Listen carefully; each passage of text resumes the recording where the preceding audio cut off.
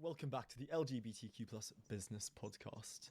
As always, my name is Jamie, and it is a pleasure to introduce my co-host, Stefaan De Vreese. Stefaan, how are you? I'm good, Jim. I'm good. Thanks for having me again. No, it's great to be here. We're talking today about, if I was guessing, one of the top three causes of overwhelm in small businesses, which is the vague sense you need to produce content, but your lack of a strategy. Stefaan, what is a content strategy? Wow, that's already a very, very good question to start. A content strategy is really about making sure that you know what content you're creating, but especially more, why are you creating that content? If you Hmm. know exactly why you just created that piece of content, then you might already have a strategy. But if the why question or the answer is, well, because it will probably generate a lot of views, it will probably generate a lot of engagement, a lot of, then you don't have a strategy, you're just guessing, You're just right? throwing stuff out. Yeah. And there's a cost associated because it's not cheap to produce in terms of time, bandwidth, especially if it's any good, right? Yeah. How long do you sometimes spend time on creating a piece of content? It can take hours sometimes if you want to Hmm. really do it good. Like some of these reels or these videos, these TikTok videos.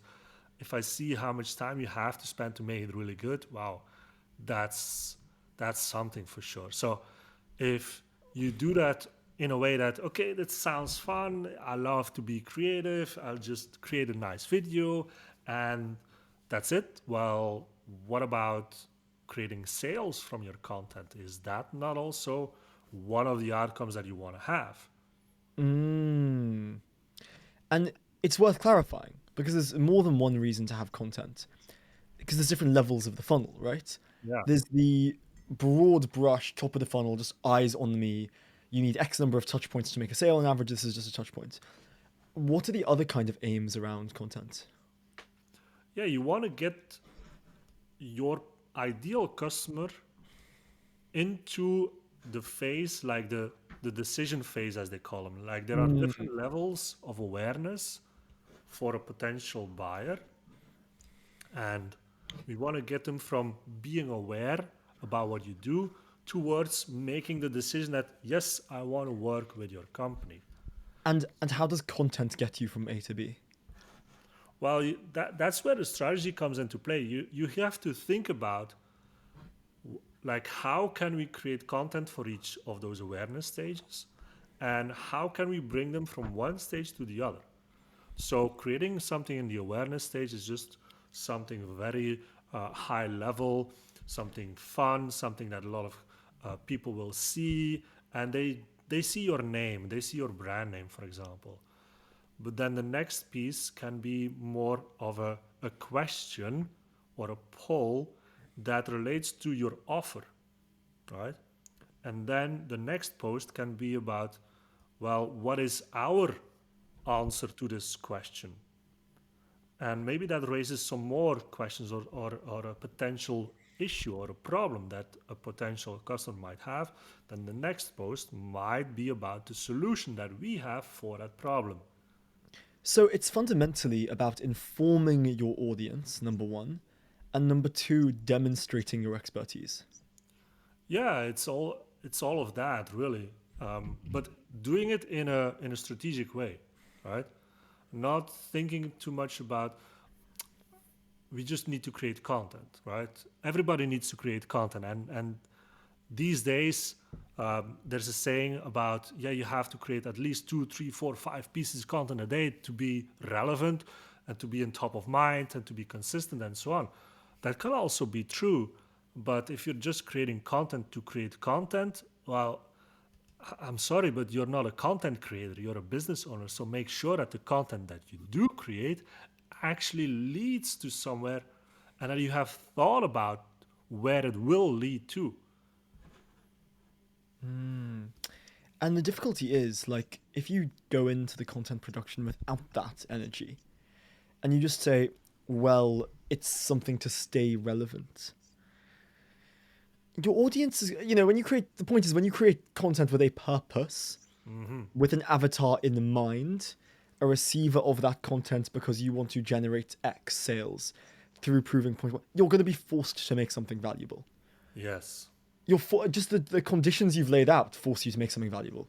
Whereas if you take the other route and just produce content, well, now you're just ticking boxes. Yeah, you're just being an entertainer. And that's fine for some. At a certain point, maybe you have to do that if it fits in your strategy, but think about what you're doing. Do you have any sense of the most effective? Because of course the answer is it depends, blah, blah, blah. But roughly speaking, what are the most effective forms of content? Well, right now it's video, no doubt. Video is the way to go if you want to have an impact in this world, in the online world, the digital world. Yeah. I mean, if you see the popularity of TikTok these days, well, if you're not on TikTok, yeah, people might think you don't exist. And that was the fact once even Facebook started and was really popular. If you weren't creating content on Facebook, you weren't relevant. Just the same way as now on TikTok, if you're not creating content on TikTok, you're not relevant, right? But the platform itself, honestly, doesn't really matter. It doesn't matter. It matters in a sense that every platform has its way to create more engagement or to create more views, and you have to know the technicalities of the platform. But in the end, what are you doing is you're creating content to generate sales. So you have to have that strategy, and the strategy more or less should work on any platform, to be honest. At least the basics. And for people who are struggling with their content production and don't have a strategy, okay, so step one is go identify the outcome, right? What would you like from this? And who's your avatar? Who are you talking to? But then when it comes to quantity, what should people be producing?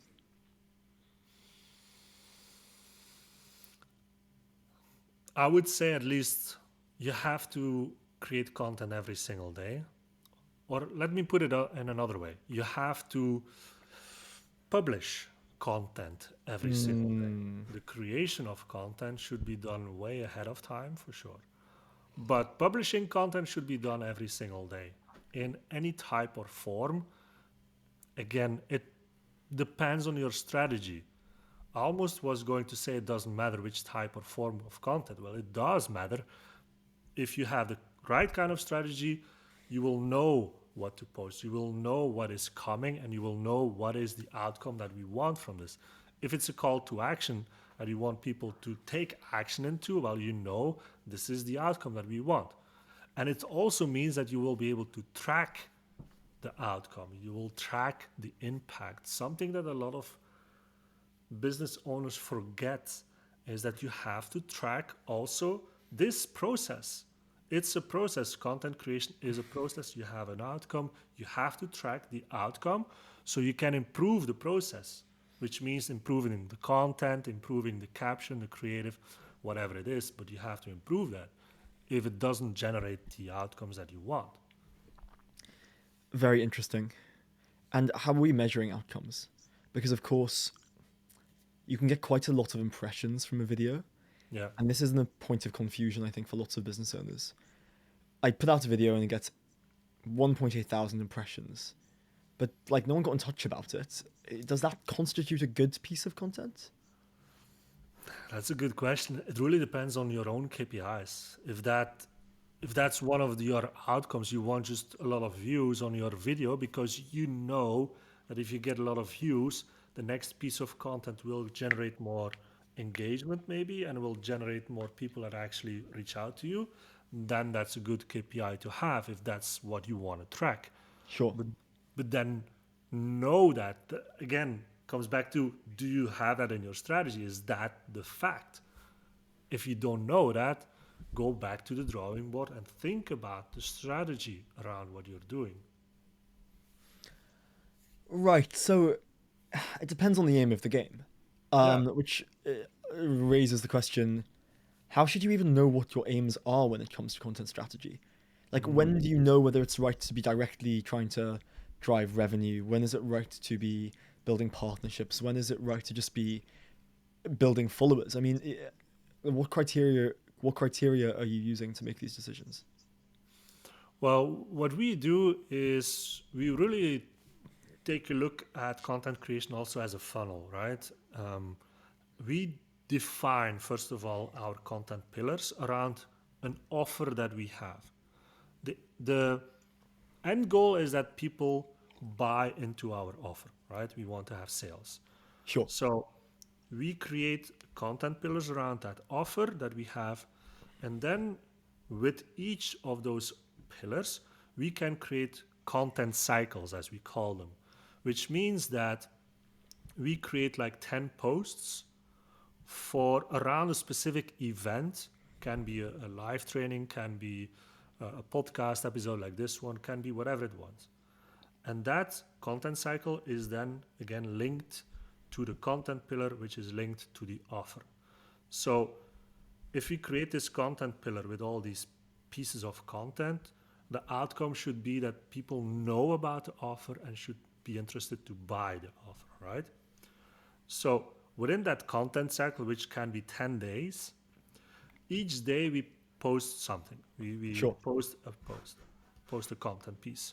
And each piece of content relates to one of the stages of awareness of an ideal customer. So we start with the awareness phase because people are not aware yet that we might have this offer or that this event is coming, you know.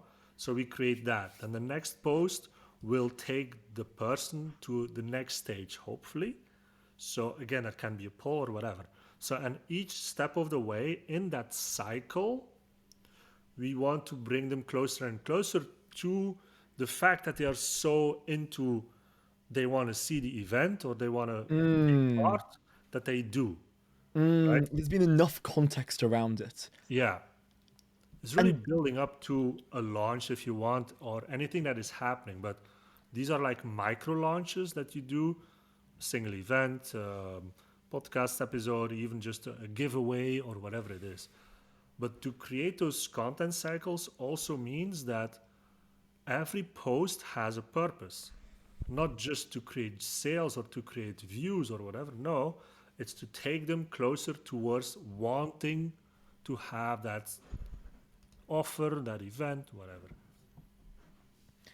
you know what's when you're speaking around, there's a few things that come to mind. Okay, so the first is this: when you're talking about an event, obviously you can create content around the event, as we've spoken about.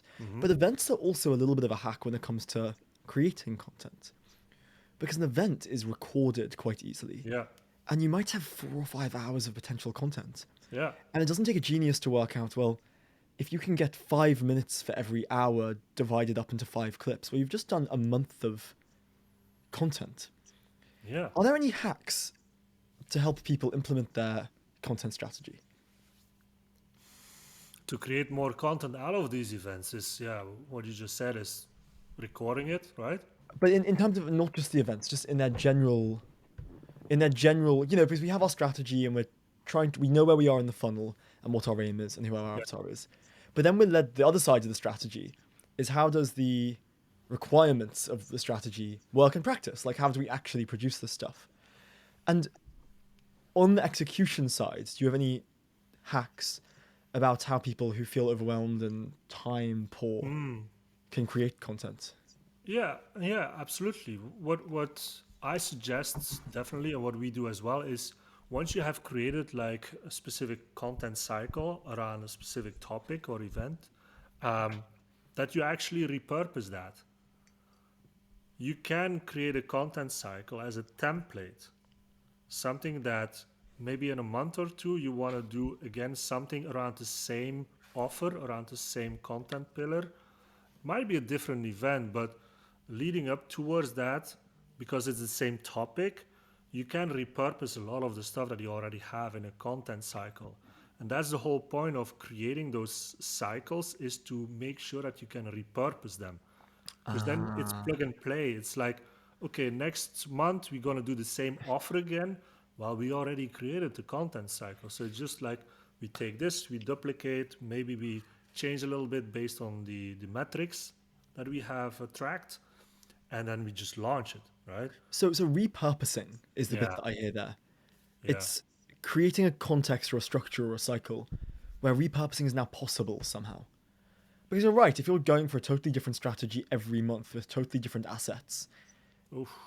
Jesus, I'm knackered. I'm knackered saying it. I'm exhausted just saying it. Yeah, Forget having to implement it. Oh my god. Okay, so we need to set our content production cycles out in a way that our audience knows what to expect and allows us to repurpose the content so we're not constantly producing. yeah, yes, 100%. When it comes to producing content, implementing the cycle, repurposing, we do all that stuff. We launch it, and nothing happens. I've got 2 likes and no engagements. Yeah. Shit the bed. What conversation do we have now? Are we changing the content? Are we changing the strategy? Are we remaining patient? Yeah, it's a good question. And it's something that we have touched before where we said if you have a specific process, that instead of just throwing away the process and starting all over, we take a look at the process and we try to change little things to see if that has an effect. And I believe this is the same with content creation or with content cycles. If you have the whole cycle and at the end you have 0 sales from that content cycle, instead of just doing it from scratch again, just take the same structure and see which pieces of the content perform the best and see why. Mm. And the ones that have the worst impact, you change maybe the creative, you change maybe the caption, but that piece of content that you use to get people from the awareness stage, for example, to the next consideration stage, right? The strategy to get people from one stage to the other stays the same, but you want to change like a little bit the creative maybe, so it generates that kind of outcome more than you have right now. And in terms, you that's why you measure these things. That's why you measure the KPIs or the outcomes for each of those pieces, maybe if you want to. So, what are the variables here? We have the captions, we have the time you're posting, you have where you're posting, and you have the content itself. And is your recommendation, well, you don't know what's happening until you play with. Yeah, it Wh- depends on what do you want as an outcome, right? If you do something in the awareness stage, what generates, you want a lot of awareness to be generated for that kind of post, for that kind of content. So that which would mean that for that type of content you want a lot of views, you want a lot of likes, for example. So you measure for pieces that are in the awareness stage, you measure the likes and the views, for example, Sure. right? So then if you don't get enough of those, well, then you have to figure out, okay, what generates more views and more likes? And it's playing around with all of these components, with the creative, with the caption, with the hashtags, with tagging people. Maybe it's a video that you need to use instead of a static post. Maybe it's a carousel. Maybe it's whatever it is. I mean, and this is also very specific to each platform, which also makes it more difficult sometimes. So it also makes sense that your strategy sometimes is linked to the platform, especially for these kind of metrics. But the strategy around getting a person from the awareness stage to, for example, the consideration stage, that strategy stays the same Of wherever you do it, course. right? And what's the link here between? So, if you want to get someone from the awareness stage to the consideration stage, what kind of content are you having to give them? Like, what's the type of content that is effective at moving them from stage 1 to stage 2? That's a good question because it really depends. It really is something that we're still testing out. We're still experimenting with. I think a combination of raising a question within an audience, like, or being controversial even, like you Mm, post something controversial in a video, you say something that like a lot of people think like, wait, what? mm, So it creates awareness, but then they have questions about this, And in the next post, you answer those kind of questions that they might have, and then you can say something like, and I have a solution for that, or you like you say, or you make sure that they understand that you have a solution for this, but you don't give it yet. And then the next post can be about the solution, right?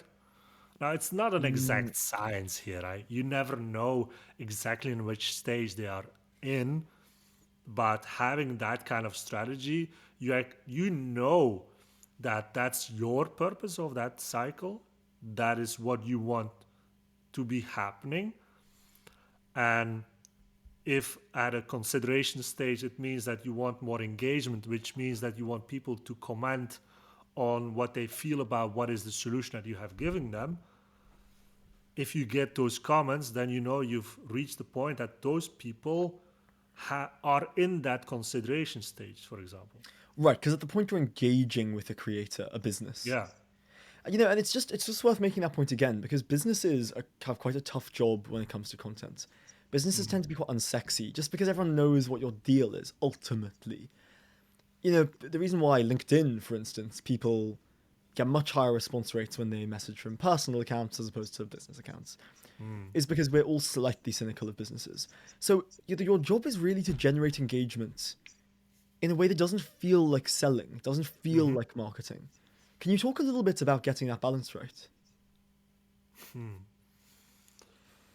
Yeah, the balance is a difficult one for sure, because on one hand you want people to know who you are, but on the other hand you also want people to know what you're offering, and that kind of balance is not easy, for sure, because we're all human. We all have our egos, so we actually want that every post that we make has a lot of likes, has a Of lot of course. views. So sometimes we fall back in just creating a lot of cute content that people don't even understand what we're doing, right? But it's a balance. I must say it's something that will take some time to figure out for yourself. And I also want to say this is there's a lot of strategies out there to create content and to create that kind of outcomes. I think a lot of people mistakenly feel that if they use this particular strategy, it will always generate the same outcome as for the person it was meant for, right? But somebody that has a content strategy around Instagram coaching as an offer, it's not the same as somebody that does, I don't know, um, a marketing agency, for example, or a website creation, or a SaaS business even, right? That strategy that worked for this person is not the same as for a SaaS business. The basics around getting people from one stage to the other will always be there in a way, but don't expect just to grab a strategy, implement it, and it will work, right? There's a period of feedback and implementing that feedback. I'm also just interested when you spoke about the differences there between SaaS businesses, say, and a coach. One of the differences is the type of brand. And I don't want to get too much into branding here, but the type of brand the content is trying to create. And it's really interesting when I find myself looking at, I look at Lex Freeman a lot. He's a podcaster, AI guy. And his brand is so unsexy in some ways. Like, he's a bit of a robot. And he posts full sentences with full stops. He wouldn't be caught dead using an emoji. Are you joking? But and that would not be a good strategy for me. Yeah, exactly. But there's a consistency to him. And I wonder what the role of brand here is when we're talking about content production. I think it's an important one. I think it's really important. Last week, we were able to join one of our Titan Masters of Branding who really talked about the science of branding and how you should use the colors and the same kind of fonts, but also the messaging. And so people always if they see any type of post of you, that they can really create that neural link towards your brand. So, and also the tone of voice and so on. I think it's really important. Um, will it make the biggest difference from the start? I'm not sure. Like, this is something that people that do branding can talk much more about than I can. But having some kind of consistency in what you're producing as content, in a way, the content itself that you're creating, right? That it's relatable to what you're actually doing as an offer, how you help people. And then the branding around that, yeah, it makes sense to make sure that it is somehow consistent, as long as there's the strategy behind it. I like the distinction though, because the truth is, at the very start, people aren't into you for your brand. They're into you for your offer. Yeah, They're into you for what you can provide and what you're demonstrating. yeah. And it's possibly slightly later in the game when your brand starts being a significant pull. It's a long-term game for sure, branding, for sure. Yeah, and I just want to talk about controversy because you mentioned it, and it's always slightly interesting. It's a fine line. You don't want to be seen to be a provocateur, but equally, like, really middle of the road messaging without any sugar. We don't want to be clickbaity, but then you want to have some. Where do you draw the line when it comes to controversy? You know, I know that a lot of people don't like to be controversial. I know that a lot of people don't like to use clickbait, but you have to think about, it's not about you, it's about the people that you want to reach, right? You want to reach Of course. people that are in a stage that you want to help them, or they have a problem and you can help them. Now, a lot of these people are still in the awareness phase, or not even aware of what you do. So the way to create that awareness is sometimes to be controversial, because that will generate the kind of awareness that you want.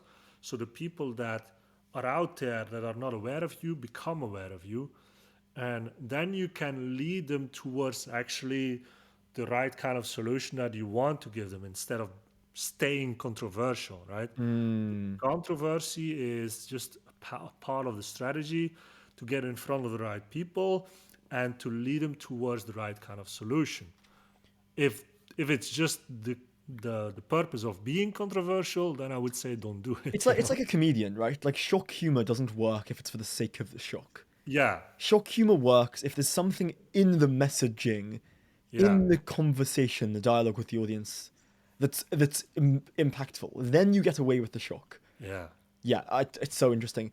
And Stefan, we should talk here about the context of the LGBTQ plus community and what members of the community can do when they're thinking about content strategy that's specific to the community.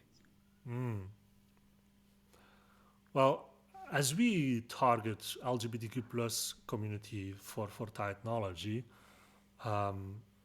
in a way, funny enough, I try to not explicitly always use that as something to add to the content itself, because it's not about being LGBTQ plus that